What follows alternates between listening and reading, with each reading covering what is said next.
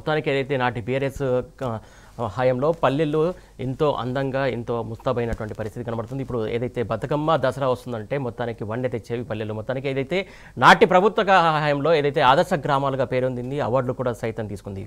నేటి కాంగ్రెస్ పాలనలో 20 నెలల్లో దాదాపు అంధకారంగా మారినటువంటి పల్లెల్ని మనం చూస్తున్నాం. దీనికి సంబంధించి మాట్లాడడానికి మనతో పాటు బీఆర్ఎస్ సీనియర్ నాయకులు సుప్రద్ పటేల్ గారు ఉన్నారు. నమస్తే అండి. నమస్తే సుప్రద్ గారు. మొత్తానికి ఏదైతే పల్లెలు ఇప్పుడు మొత్తానికి పాలన పట్టుకేసింది, పారిశుద్ధ్యం లేదు, ఏది లేదు, మొత్తానికి వీధి లైట్లు అస్సలే లేవు, మొత్తానికి అంధకారంలో మగ్గుతున్నటువంటి పరిస్థితి కనబడుతుంది. ఎట్లా చూస్తారు? గుడ్ ఈవినింగ్ సురేష్ గారు, మీకు అదేవిధంగా టీ న్యూస్ ప్రేక్షకులకి. వాస్తవానికి పల్లెలు పట్టుకొమ్మలు అనేది, దేశానికి పట్టుకొమ్మలు అనేది, గ్రామ స్వరాజ్యం మొత్తం కూడా గ్రామ స్వరాజ్యాన్ని సాధిస్తామని చెప్పేసి గాంధీ కలలు కన్నటువంటి గ్రామ స్వరాజ్యం కోసం అందరూ కూడా పాలకులంతా అదే ప్రమాణాలు చేసి ఎన్నికలు అవుతారు. గతంలో తెలంగాణ రాష్ట్రం వచ్చిన సందర్భంలో గ్రామాల పరిస్థితి ఏ విధంగా ఉండే? తెలంగాణలో కేసీఆర్ గారి పాలనలో 10 సంవత్సరాల కేసీఆర్ గారి పాలనలో గ్రామాలకు సంబంధించి దేశంలో ఈరోజు డబల్ ఇంజన్ సర్కార్ అని చెప్తున్నటువంటి మోడీ గారి పాలనలో అవార్డులు కేటాయిస్తే 2021-22 సంబంధించి 20 ర్యాంకింగ్స్ ఇస్తే గ్రామాలకు ఒక 8 అంశాలు తీసుకొని గ్రామాల్లో శానిటేషన్ ఏ విధంగా ఉంది, అదేవిధంగా గ్రీనరీ ఏ విధంగా ఉంది, ఇవన్నీ రకరకాల అంశాలు తీసుకొని అవార్డులు ఇస్తే టాప్ 20లో 19 అవార్డ్స్ తెలంగాణకు వచ్చినాయి. ఇట్లా అనేక స్థాయిలో మనకు గ్రామ పంచాయతీలు కావచ్చు, అదేవిధంగా మండల పరిషత్లకు కావచ్చు, జెడ్పీలకు కావచ్చు, ఇవన్నీ కూడా గతంలో గ్రామ స్వరాజ్యం కనిపించింది మనకు. గతంలో కేసీఆర్ గారు ఏం చేసిండ్రు, అసలు గ్రామాల్లో ఉండేటటువంటి చెరువులను మనం మంచి చేసుకోవడం జరిగింది మిషన్ కాకతీయ ద్వారా. అదే విధంగా మిషన్ భగీరథ అని చెప్పేసి ప్రతి ఇంటికి మనం మంచినీళ్ళు ఇచ్చుకోవడం జరిగింది.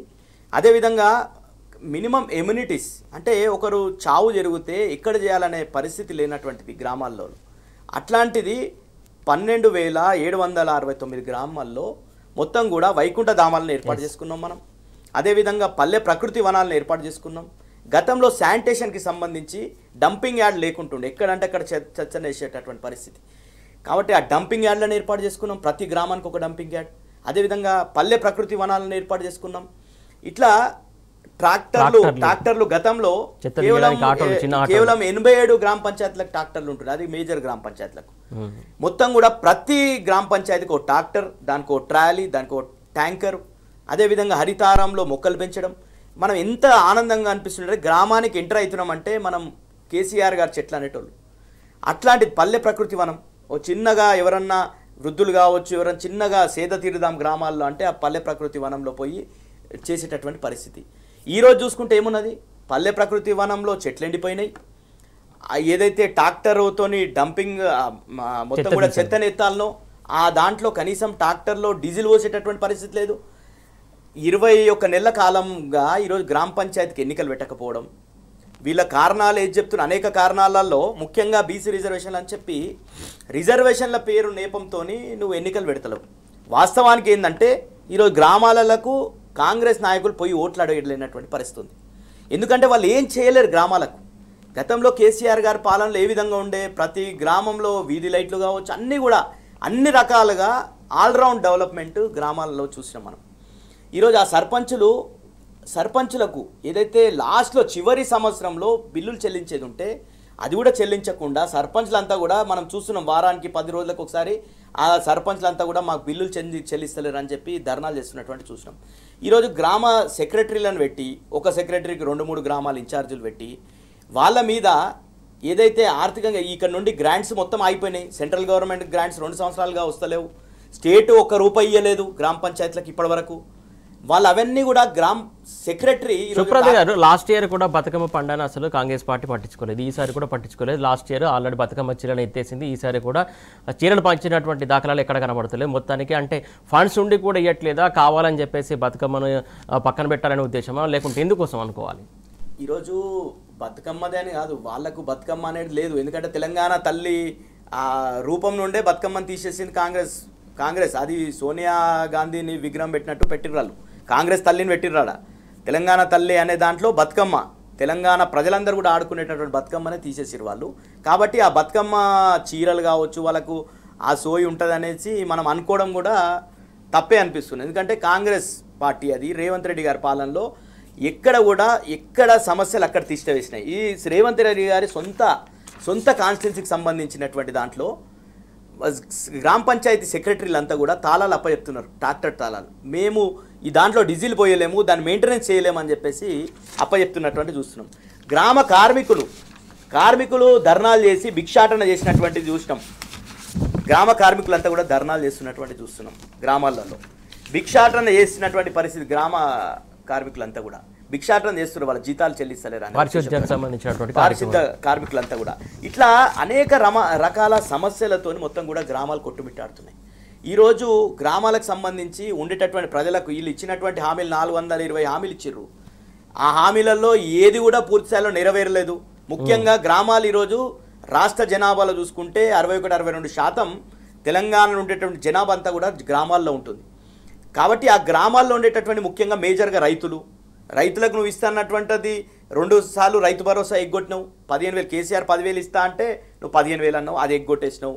ఈరోజు పెన్షన్లు పెంచుతా అన్నావు, అది పెంచలేవు. ఈరోజు అనేక రకాలమైనటువంటి సమస్యలు గ్రామాల్లో తీసివేసినాయి.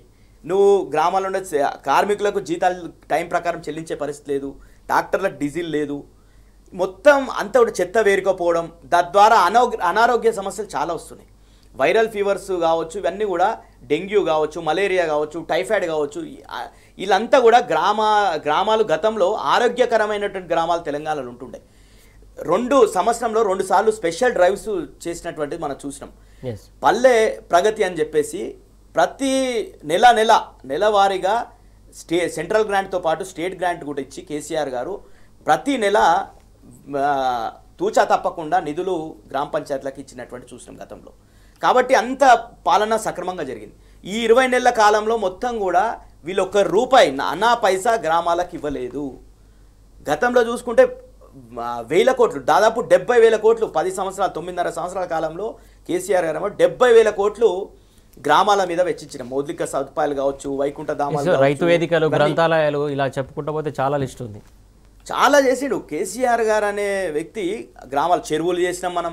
తద్వారా ఏం జరుగుతుంది, కుల వృత్తులంతా కూడా ఈరోజు చేపల్లో వేసుకునే పరిస్థితి ఉంది. ముద్రాజులు, అదేవిధంగా రజకులు, కుమ్మర్లు అందరూ కూడా ఒక గ్రామంలో ఆర్థిక పరిపుష్టిని అభివృద్ధి చేసింది తెలంగాణలో ఆ రోజు కేసీఆర్ గారు. అందరూ కూడా రివర్స్ మైగ్రేషన్ జరిగింది. పల్లెల్లో పోదాం మనం. గతంలో మహబూబ్నగర్ లాంటి జిల్లాలో చూసుకుంటే మొత్తం కూడా ఎక్కడో పోతుర్రి, కానీ తిరిగి మళ్ళీ ఊర్లలోకి వచ్చి నీళ్ళు వచ్చినాయి. కాళేశ్వరం లాంటి ప్రాజెక్ట్ కావద్దు, పెండింగ్ ప్రాజెక్టులు మహబూబ్నగర్కి సంబంధించి అన్ని కూడా కంప్లీట్ చేసుకోవడం, చెరువులు పూటికలు తీయడం, ఇవన్నీ చేయడం వల్ల రివర్స్ మైగ్రేషన్ వచ్చింది గ్రామాలలో. అట్లాంటి పరిస్థితిలో భూముల ధరలు ఏ విధంగా పెరిగినాయి? 2014లో 1,00,000-2 లక్షలు ఉన్నటువంటి భూముల విలువ 50-60 లక్షలకు పోయినటువంటిది మనం చూసినాం. ఈరోజు పరిస్థితి ఏంటంటే పెళ్లి చేసుకుందాం, ఒక అర్ధ ఎకరా 1/4 ఎకరా అమ్ముకుందాం అంటే కూడా ఎవరు కొనలేనటువంటి పరిస్థితి తెలంగాణలో దాపరించింది. కాబట్టి ఈరోజు మొత్తంగా కొలాప్స్ అయిపోయింది. గ్రామాల పరిపాలన కొలాప్స్ అయింది. ఆర్థిక పరిపుష్టి మొత్తం జీరో అయిపోతుంది. ఈరోజు ఇట్లాంటి పాలన అందిస్తారని ఎవరు అనుకోలేదు. ఎందుకంటే కాంగ్రెస్ గతంలో కూడా పాలించింది. ఇంత దరిద్రమైనటువంటి రేవంత్ రెడ్డి పాలన ఎవరు ఊహించలేరు. ఈరోజు 20 నెలల కాలంలో ఈరోజు మళ్ళీ కేసీఆర్ గారిని ఎందుకు కోరుకుంటారు ప్రజలు? వీళ్ళు 5 సంవత్సరాల కోసం ఓట్లేసిర్రు. ఆ రోజు ఏమనుకోరు, కేసీఆర్ గారు ఆల్రెడీ మొత్తం ఎస్టాబ్లిష్ చేసి పెట్టిపోయిండు వ్యవస్థ అంతా. ఈరోజు మిషన్ భగీరథ ద్వారా నీళ్లు ఒక వారం వచ్చి రానటువంటి పరిస్థితి ఆల్రెడీ మొత్తం కూడా ఉన్నది. నెట్వర్క్ అంతా ఉన్నప్పటికీ కూడా వీళ్ళు మెయింటెనెన్స్ చేయలేనటువంటి పరిస్థితి. గ్రామాలలో ట్రాక్టర్ ఉన్నది, దాంట్లో డీజిల్ పోసే పరిస్థితి లేదు. ట్రాక్టర్ ఉన్నది, దాన్ని మెయింటెనెన్స్ చేసే పరిస్థితి లేదు. ఇట్లాంటి పరిస్థితుల్లో మొత్తం కూడా కుంటుపడిపోయినాయి గ్రామాలంతా. కాబట్టి ప్రజలందరూ మళ్ళీ కేసీఆర్ కావాలి. మాకు కేసీఆర్ అయితేనే ఒక అడ్మినిస్ట్రేషన్ సిస్టమేటిక్గా నడిచింది. మొత్తం గ్రామాలు మొత్తం కూడా ఆర్థిక పరిపుష్టి కావచ్చు, అభివృద్ధి కావచ్చు, మౌలిక సదుపాయాలు కావచ్చు, ఇవన్నీ కూడా అన్ని రంగాల్లో జరిగినాయి. ఈరోజు కాంగ్రెస్ ఈ హామీలు ఇచ్చి ఏదో అరచేతిలో వైకుంఠం చూపించిన విధంగా 420 హామీలు ఇచ్చింది కాంగ్రెస్ ప్రభుత్వానికి వచ్చిన తర్వాత వాళ్ళు ఏ హామీని పూర్తి స్థాయిలో నెరవేర్చలేదు. కాబట్టి రేపు ఎన్నికలకు పోవాలంటే భయపడుతున్నారు వీళ్ళు కాంగ్రెస్ పార్టీ. ఇప్పుడు ఏంది దానికి సాకు ఏంటంటే బీసీ రిజర్వేషన్లు. నువ్వు బీసీ రిజర్వేషన్లు మొన్ననే ఢిల్లీలో పోయి ధర్నా చేసి ఏమన్నాడు, రాహుల్ గాంధీని ప్రధాని చేసుకుందాం, అప్పుడు బీసీ రిజర్వేషన్లు తీసుకుందాం అని చెప్పిండు. అంటే చేసి వచ్చిండు. రాదనేది ఆయనే ఒప్పుకొని ఈ రోజు కూడా ఇంకా మేము 42% ఇస్తాం, ఇచ్చిపోతాం ఎన్నికల కంటే బీసీలను పార్టీ పరంగా పార్టీ పరంగా అది ఈరోజు జీవో ఇస్తామంటున్నారు, ఒక లీకులు ఇస్తున్నారు పేపర్లలో, వాళ్ళకి సంబంధించినటువంటి పత్రికల్లో లీకులు ఇచ్చి ఇన్ని ఇప్పుడు 31 జెడ్పీలలో 13 జెడ్పీలు బీసీలకు వస్తున్నాయి, ఇన్ని జెడ్పీటీస్ వస్తున్నాయి. ఇవన్నీ కూడా బీసీలను ఎంతకాలం మోసం చేస్తారు? అన్ని సమాజంలో ఉన్నటువంటి అన్ని వర్గాలను మోసం చేసినావు. నువ్వు నిరుద్యోగులకు 2 లక్షలని అది మోసం చేసినావు. ఇప్పుడు మహిళలకు 2500 ఇస్తా అన్నాడు, మహిళా గృహలక్ష్మి కింద ఇస్తామని చెప్పిండు, ఏడిచ్చిండు? మొత్తం కూడా ఆ మహిళలను మోసం చేసినావు. ఇంకొక డౌట్ సార్, ఇందాక మీరు చెప్తున్నట్టు ఏదైతే లెక్కలు చెప్తారు కదా, జడ్పీలు ఇన్ని, ఎంపీటీసీలు ఇన్ని అని కొన్ని ఇప్పటికే వీళ్ళకి డిక్లరేషన్ చేస్తున్నట్టే చెప్తారు. అంటే ఇందులో కూడా ఏమైనా జరుగుతుంది అనుకోవాలా మనము? డెఫినెట్గా వీళ్ళంతా కూడా ఏం చేస్తారంటే, ఎవరైతే అవతల పార్టీలో స్ట్రాంగ్గా ఉండేటటువంటి బీసీ నాయకత్వం ఉందనుకో, పలానా ఒక ఊరు ఉన్నది, యాలాలు ఉన్నది, యాలాలకు సంబంధించి అక్కడ బీసీ నాయకత్వం ఉంది, అక్కడ స్ట్రాంగ్ క్యాండిడేట్ ఉండంటే కాకుండా వీళ్ళకి సంబంధించిన రిజర్వేషన్ని మార్చిపించుకునేటటువంటి పరిస్థితి కాంగ్రెస్లో అన్ని అధికారులని మభ్యపెట్టడం, అధికార దుర్వినియోగానికి పాల్పడడం కాంగ్రెస్కు వెన్నతో పెట్టినటువంటి విద్య. ఈ రిజర్వేషన్లలో కూడా ఇప్పుడు వచ్చే రిజర్వేషన్లలో ఒకవేళ పెట్టరు వాళ్ళకి, ఎందుకంటే ఎన్నికలకు పోయేటటువంటి పరిస్థితి లేదు. ఈరోజు ఎరువుల కష్టాలు, యూరియా కష్టం ఎంత ఉంది? మేము తాండూరు పోతే పరిస్థితి మా దగ్గర కోట్లకు రమ్మనండి చెప్తుర్రు. ఆడ మహిళలంతా కూడా పెద్దెములు కావచ్చు, యాలాలు కావచ్చు, బషీరాబాద్ అందరు రైతులంతా కూడా ఈరోజు తిరగబడేటటువంటి పరిస్థితి ఉన్నది. ఈరోజు నేను నీకు రేవంత్ రెడ్డి గారు మీకు లైన్లో నిలబడి ఓట్లేస్తే ఈరోజు ఒక్క బస్తా కోసం 3 రోజులు లైన్లో నిలబడేటువంటి పరిస్థితి ఉంది. ఆ లైన్లో సొమ్మసిల్లిపోయేటటువంటి పరిస్థితి చూసినాం మనం తెలంగాణలో. ఇట్లాంటి దరిద్రమైన పరిస్థితి రైతులకు కల్పించింది రేవంత్ రెడ్డి గారు. ఈరోజు కరెంటు కష్టాలు మొదలైనాయి, లో వోల్టేజ్ సమస్యలు మొదలైనాయి.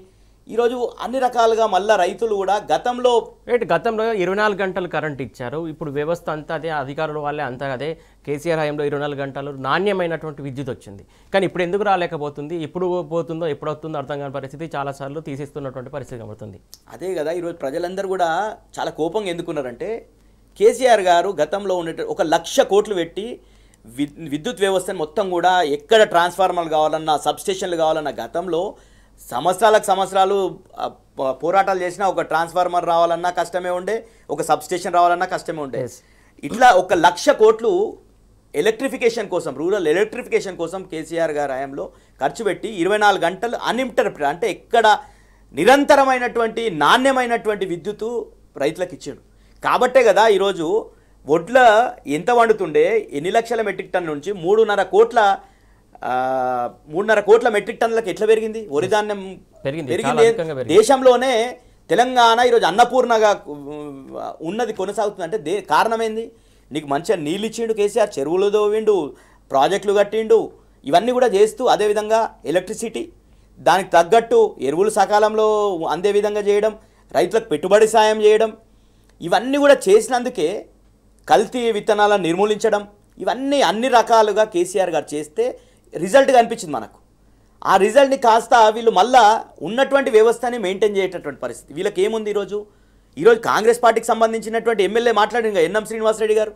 ఏం మాట్లాడుతున్నారు ఎన్ఎం శ్రీనివాసరెడ్డి గారు? ఆయన మాట్లాడిండో అదేంటనేది చూసే ముందు ఇప్పుడు ఒక షార్ట్ బ్రేక్ తీసుకున్నాం. బ్రేక్ తర్వాత ఏదైతే సొంత పార్టీలోనే ఆల్రెడీ మొన్నటిదాకా రాజగోపాల్ రెడ్డి మాట్లాడారు, మళ్ళీ ఇప్పుడు ఇంకొకరు తయారయ్యారు, రోజుకొకరు తయారవుతున్నటువంటి పరిస్థితి. పార్టీలో ఉన్నటువంటి వ్యతిరేకత బయటపడుతుందా, లేకుంటే జనాల దగ్గరికి వెళ్ళలేక ఇబ్బందులు పడుతుర్రా కాంగ్రెస్ పార్టీ ఎమ్మెల్యేలు, మంత్రులు అనేది ఏందనేది మనం తెలుసుకునే ప్రయత్నం చేద్దాం. చూస్తున్నాం కదా, ఏదైతే సొంత పార్టీలో ఉన్నటువంటి ఎమ్మెల్యేలు మొన్నటిదాకా రాజగోపాల్ రెడ్డి వ్యతిరేకించారు. ఎన్నికలు పెట్టండి, ఖచ్చితంగా గ్రామంలోకి వెళ్దాం, కాన్స్టిట్యూషన్కి వెళ్దామని చెప్తే అది కూడా పెడచెవిన పెట్టినటువంటి పరిస్థితి పెద్దలు. మొత్తానికి ఇప్పుడు ఎన్ఎన్ శ్రీనివాస్ గారు రాసినటువంటి లేఖ కూడా పెద్ద దుమారం లేపుతుంది. ఏదైతే పల్లెలు పడకేసాయి, పాలన లేదు, నియోజకవర్గాలకు పోవాలి, మనం జనాల దగ్గరికి పోవాలని చెప్పేసి పోయే పరిస్థితి లేదని చెప్పేసి ఆయన రాసినటువంటి ఆర్టికల్ కావచ్చు, నిధులకు సంబంధించి కావచ్చు, చాలా విషయాలు ప్రస్తావించారు. మొత్తానికి ఇవన్నీ చూస్తూ ఉంటే వాళ్ళలో లోకలు కనబడుతున్న అనుకోవాలా, లేకుంటే వాస్తవ పరిస్థితులు పల్లెల్లో ఉన్నాయని చెప్తున్నారు అనుకోవాలా? ఈరోజు డెఫినెట్గా ఎవరైనా ఏ ఎమ్మెల్యే గెలిచినా ఎవరు గెలిచినా డెఫినెట్గా ప్రజలకు ఏది కావాలనో అది చేస్తేనే వాళ్ళకి ఆదరణ ఉంటుంది. ఈరోజు ఎమ్మెల్యే గెలిచినాం కదా 5 సంవత్సరాలు మేము ఏం చేయకుండా నడుస్తా అంటే ఊర్లకు పోయే పరిస్థితి ఉండదు. ఈరోజు గతంలో కేసీఆర్ గారి హయాంలో 9.5 సంవత్సరాలు మంచిగా ఉండే పల్లెలు అంతా కూడా రోజు రోజుకి అభివృద్ధి కనిపించింది ప్రజలకు. అక్కడ ఉన్నటువంటి పాడుపడ్డ ఇల్లులు ఉంటే అవిట్లను కూడా డిస్మెంటల్ చేయడం, ఇట్లా స్పెషల్ డ్రైవ్లు చేయడం, డ్రైనేజ్ సిస్టాన్ని కూడా మంచిగా చేయడం, ఇవన్నీ రెగ్యులర్గా కేసీఆర్ గారి హయాంలో నడిచింది.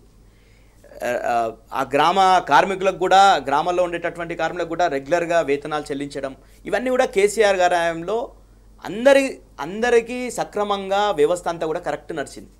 ఈరోజు వాళ్ళు కాంగ్రెస్ సంబంధించినటువంటి కొన్ని రోజులు ఏదో ఉంటుంది, కొన్ని రోజులు అంటే ఫస్ట్ గెలిచిన 6 నెలలకి ఏం తెలియదు వాళ్ళకి, ఎంపీ ఎన్నికల వాళ్ళకి ఏం తెలియలే. తర్వాత వచ్చిన తర్వాత వాళ్ళు రైతు బంధు ఎగ్గొట్టిర్రు, అదే రైతు భరోసా ఎగ్గొట్టిర్రు. ఈరోజు క్రాప్ లోన్ అన్నారు వాళ్ళు, 2 లక్షల రుణమాఫీ. ఎక్కడ జరిగింది 2 లక్షల రుణమాఫీ? ఏ ఊర్లకు పోయినా 30-40% మించి జరగలేదు రుణమాఫీ. అట్లా రైతులంతా కూడా రుణమాఫీ చేయలేవు, నువ్వు రైతు భరోసా 2 విడతలు ఎగ్గొట్టినావు. అదేవిధంగా నువ్వు ఇప్పుడు ఏదైతే ఎరువులు కనీసం నేను పైసలు పెట్టి కొనుక్కుంటామంటే కూడా ఎరువులు యూరియా దొరకనటువంటి పరిస్థితి తెలంగాణలో ఉంది. ప్రజలందరూ కూడా రైతులు లైన్లో నిలబడ్డటువంటి వాళ్ళు తప్పకుండా వీళ్ళకి వ్యతిరేకంగా ఉంటారనేది అర్థమైంది. ఇంకోటి, ₹1 నిధులు ఈ 21 నెలల కాలంలో గ్రామాలకు సంబంధించి ₹1 మెయింటెనెన్స్కి ₹1 నిధులు కూడా ఈ ప్రభుత్వం వెచ్చించలేదు. గ్రామానికి సంబంధించిన కార్యదర్శులంతా కూడా పంచాయతీ కార్యదర్శులు వాళ్ళు ఎన్ని రోజులు పెట్టగలుగుతారు? వాళ్ళు వాళ్ళ ఆర్థిక స్తోమత బట్టి పెట్టి 3 లక్షలు 4 లక్షలు 5 లక్షలు ఇట్లా పెట్టి ఆత్మహత్యలు చేసుకున్నటువంటి అప్పులు చేయలేక పెట్టలేక ప్రెషర్ తట్టుకోలేక ఇక్కడ విలేజర్స్ది గ్రామస్తులది ప్రెషర్ ఉంటుంది, అక్కడ మీద నుంచి అధికారుల ప్రెషర్ ఉంటుంది, పొలిటికల్ ప్రెషర్ ఉంటుంది. కాంగ్రెస్ పార్టీలో ప్రతి ఒక్కడు రాజకీయ ప్రతి ఒక్కడు లీడరే, గ్రామాల్లో ఉండే ప్రతి కార్యకర్త కూడా నాయకుడే. కాబట్టి ఇవన్నీ ప్రెషర్ తట్టుకోలేక ఆత్మహత్యలు చేసుకున్నటువంటి పరిస్థితి కూడా మనం గ్రామ సెక్రటరీ చూసినాం. అనారోగ్య పాలవుతున్నటువంటి పరిస్థితి చూసినాం, బీపీలు షుగర్లు పెంచుకునేటువంటి పరిస్థితి చూసినాం. ఇట్లాంటి దుస్థితి ఉన్నప్పుడు కంపల్సరీ కాంగ్రెస్ ఎమ్మెల్యేగా నిజంగానే గ్రామాలకు పోయేటటువంటి పరిస్థితి లేదని భావించినటువంటి ఎన్ఎం శ్రీనివాసరెడ్డి గారు ఏం చెప్పగలుగుతా? రేవంత్ రెడ్డి గారు చెప్తే వినే పరిస్థితిలో లేడు ఆయన. ఎమ్మెల్యేలు ఇప్పుడు ఈరోజు ఆయన ఇంటర్వ్యూ అడిగితే కూడా, ఒక ఛానల్ ఇంటర్వ్యూ అడిగితే కూడా, మీరు డైరెక్ట్ అధికార పార్టీ ఎమ్మెల్యే ఉన్నారు, మీరు పోయి రేవంత్ రెడ్డి గారికి విన్నవించవచ్చు కదా అంటే రేవంత్ రెడ్డి గారికి చెప్పే పరిస్థితి లేదంటుడు. నిజంగా కూడా ఆయన మోనార్క్గా ఒక అంటారు నిరంకుశ పాలన తెలంగాణలో కొనసాగుతున్నది. కాబట్టి ఎమ్మెల్యేలు కూడా పోయి చెప్పుకోలేనటువంటి, కాంగ్రెస్ పార్టీకి చెందినటువంటి ఎమ్మెల్యేలు చెప్పుకోలేనటువంటి పరిస్థితి. కోమటిరెడ్డి రాజగోపాల్ రెడ్డి గారు కూడా చెప్పారు, మనము రైతు బంధు ఎగ్గొట్టేసినాం, గ్రామాలలో మనం కరెక్ట్ ఎన్నికలు పెట్టలేక మొత్తం కూడా వ్యవస్థ అంతా కూడా కుంటుపడ్డది. ఇట్లాంటి పరిస్థితి నిజంగానే ప్రజల్లో పోవాలనుకునేటటువంటి ఎమ్మెల్యేలు ఎవరైతే ఉంటారో వాళ్ళందరూ కూడా 100% ఇది కొంతమంది చెప్పలేకపోవచ్చు, ధైర్యం చాలక చెప్పలేకపోవచ్చు. కానీ ఆ ఎన్ఎం శ్రీనివాసరెడ్డి గారు చాలామంది ఎమ్మెల్యేలతో మాట్లాడితే అందరి అభిప్రాయం అదే ఉంది.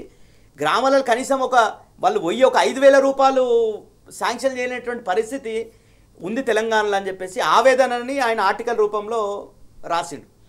ఇట్లాంటి పరిస్థితి కాంగ్రెస్ ఎమ్మెల్యేలు చెప్తున్నారంటే వాస్తవిక పరిస్థితులు ఏ విధంగా ఉన్నాయో అర్థమవుతుంది. ఈరోజు అర్థం పడుతుంది. నాటి పాలనలో 10 ఏళ్ల పాలనలో దాదాపు ఎమ్మెల్యేలు కావచ్చు, మంత్రులు కావచ్చు, ఒక అసెంబ్లీ సెషన్ ఉంటేనే హైదరాబాద్కి వచ్చేవాళ్ళు. మిగతా టైం అంతా జిల్లాల్లో, గ్రామాల్లో, కాన్స్టిట్యూషన్లో ఉండి వారి యొక్క ప్రతి మనిషి సమస్య తెలుసుకొని అప్పటికప్పుడు పైకి హైకమాండ్కు చెప్పడం కావచ్చు, నిధులు మంజూరు చేయడం కావచ్చు, అలాంటివి మనం చూసాం.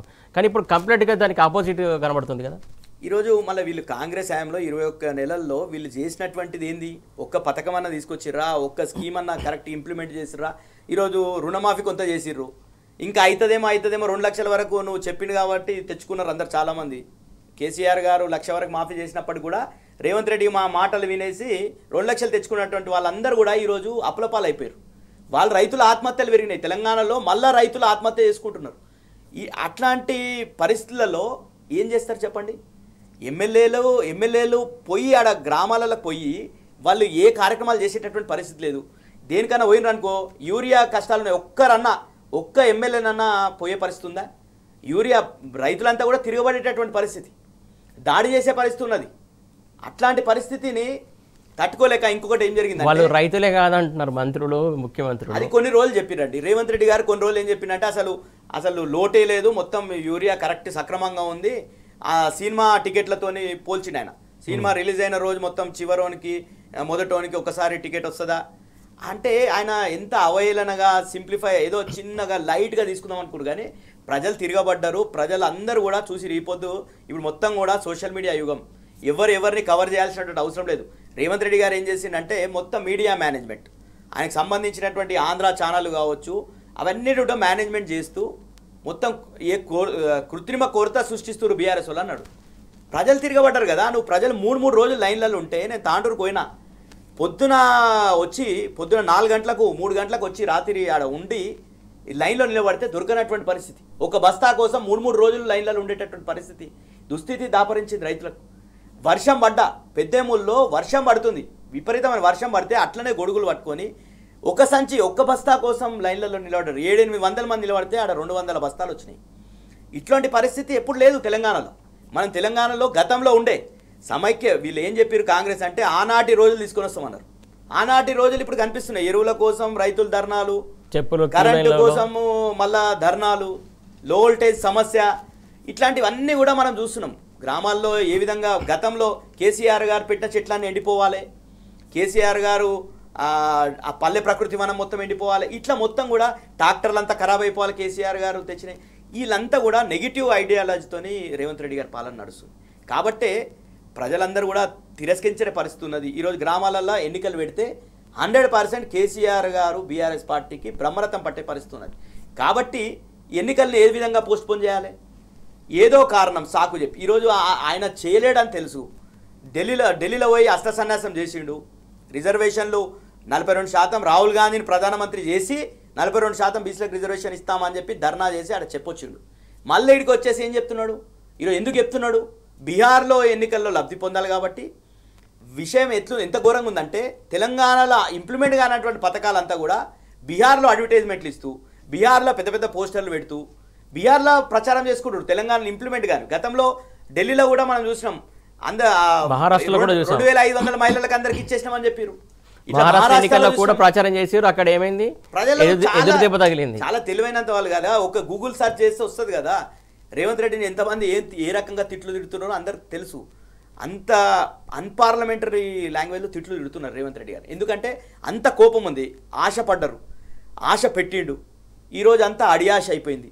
తీవ్రమైనటువంటి కోపంలో ప్రజలు ఉన్నారు. మీరు ఆ మాట అంటే ఒక మాట గుర్తుకొస్తుంది. కేసీఆర్ సార్ ఏదైతే ఎన్నికల క్యాంపెయిన్లో ఒక మాట అన్నారు, మీరు ఏదైతే తొందరపడితే గోసపడతారో అదే పరిస్థితి వచ్చింది అనుకోవాలి ఇప్పుడు. ఈరోజు అదే కదా, చాలామంది రైతులు పోతే సార్ ఆ రోజు ఎంత మంచిగా ఉండే సార్, మేము ఆటో పంపించి వాళ్ళకు ఒక 3000 ఇస్తే 10 బస్తాలు వేసుకొని వస్తుండే సార్ ఆటోవాడు.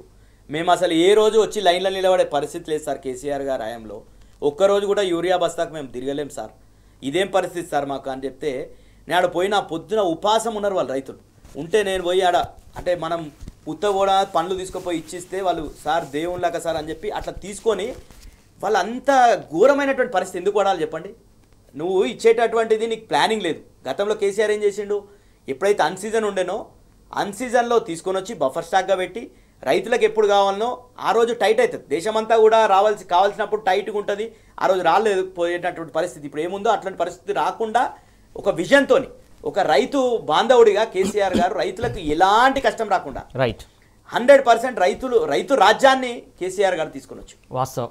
ఏదైతే బీఆర్ఎస్ పాలనలో రైతుకు రాజ్యం అప్పగించారు, రైతే రాజుగా బతికేటువంటి కాలం ఆ రోజు ఉంటే ఈ రోజు మాత్రం రైతు రోడ్డున పడ్డటువంటి పరిస్థితి కనబడుతుంది. చాలా సమస్యలు ఎదురవుతున్నాయని చెప్పి చెప్తున్నారు. మొత్తానికి అక్కడ పాలన అంతా పడకేసిందని అనుకోవాలి. ముఖ్యంగా చూస్తే సార్ ప్రధానంగా చూస్తే ఏదైతే పల్లెలకి అధికారులు పోని పరిస్థితి, నాయకులు పోని పరిస్థితి, ఎమ్మెల్యేలు పోని పరిస్థితి, ఆ పల్లె ప్రజలు వాళ్ళ సమస్యలు ఎవరికి చెప్పుకోవాలి, వాళ్ళ బాధలు ఎవరికి చెప్పుకోవాలి అనేది పెద్ద ప్రశ్న ఇప్పుడు. డెఫినెట్గా ఈరోజు ప్రజలకు అక్కడ ఒక సర్పంచ్, ఒక ఎంపీటీసీ, ఒక జెడ్పీటీసీ, ఇవంతా ఒక ఎంపీపీ వీళ్ళందరూ ఉంటే వ్యవస్థ అంతా కూడా ఎవరిని ప్రశ్నించాలి, వాళ్ళకు కూడా జవాబుదారితనం ఉంటుంది. గతంలో సర్పంచ్ కావచ్చు ఏదైనా బాధ్యత ఉంటే ఆ సర్పంచ్ల మీద హరితారం మొక్కల్ని ఏ విధంగా పెంచాలి, మొక్కల్ని పెంచకపోయినా కానీ సర్పంచ్ని సస్పెండ్ చేసే అధికారం కలెక్టర్ల గారికి కేసీఆర్ గారు కొత్త పంచాయతీరాజ్ యాక్ట్లో పెట్టడం జరిగింది. అదేవిధంగా పారిశుద్ధం కూడా సక్రమంగా చేయకపోతే కూడా సస్పెండ్ చేసినటువంటి పరిస్థితి తెలంగాణలో ఉంది. కాబట్టి సర్పంచ్లను పెట్టడం, సర్పంచ్ల ద్వారా పనులు చేపించడం, ఆ పనులు చేయని పక్షంలో అధికారులు సర్పంచ్ గారి మీద కూడా చర్యలు తీసుకునేటటువంటి జవాబుదారీతన పాలన గతంలో కేసీఆర్ గారి హయాంలో ఉంది. కాబట్టి పల్లెలు ఆ విధంగా మనం దేశ స్థాయిలో కూడా చూసుకుంటే ఆ రకంగా అవార్డులు వచ్చినాయి. గ్రామ పంచాయతీలకు దాదాపు 69 అవార్డులు ఈ 9.5 సంవత్సరాల కేసీఆర్ పాలనలో 69 అవార్డులు వచ్చినాయి. అట్లాంటి పరిస్థితి ఉండే. ఈరోజు మొత్తం కూడా ఇప్పుడు చెప్తున్నట్టు దుర్గంధం మొత్తం కూడా గ్రామాల్లో ఎట్లా తీస్తారు, ఆ కారోబార్లకు వాళ్ళకి ఎవరైతే కార్మికులు ఉన్నారో వాళ్ళకి వేతనాలు చెల్లించవు. ఈరోజు అదేవిధంగా ట్రాక్టర్లలో డీజిల్ పోసేటటువంటి పరిస్థితి లేదు, ఎలక్ట్రిసిటీ బిల్లులు కట్టేటటువంటి పరిస్థితి లేదు, వీధి లైట్లు వేసేటటువంటి పరిస్థితి లేదు. ఈరోజు పండుగలు వస్తున్నాయండి. దసరా పండుగ పెద్ద పండుగ, తెలంగాణలో పెద్ద పండుగ.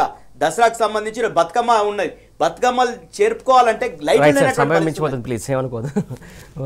చూస్తున్నాం కదా, దసరా పండగ, బతుకమ్మ పండుగ తెలంగాణకు అతిపెద్ద ముఖ్యమైన పండుగ, పెద్ద పండుగ. ఇంకా బతుకమ్మ పండుగ అయితే తెలంగాణకి గౌరవం తీసుకొచ్చి పెట్టినటువంటి పండుగ. మొత్తానికి ఈ పండుగల టైంలో కూడా కాంగ్రెస్ ప్రభుత్వం ఇలా నిర్లక్ష్యం వహించద్దు, ఖచ్చితంగా పల్లెల్లో వారికి కావాల్సినటువంటి వసతులు ఏర్పాటు చేయాలని చెప్పేసి నాయకులు కోరుతున్నటువంటి సందర్భం మనం చూస్తున్నాం.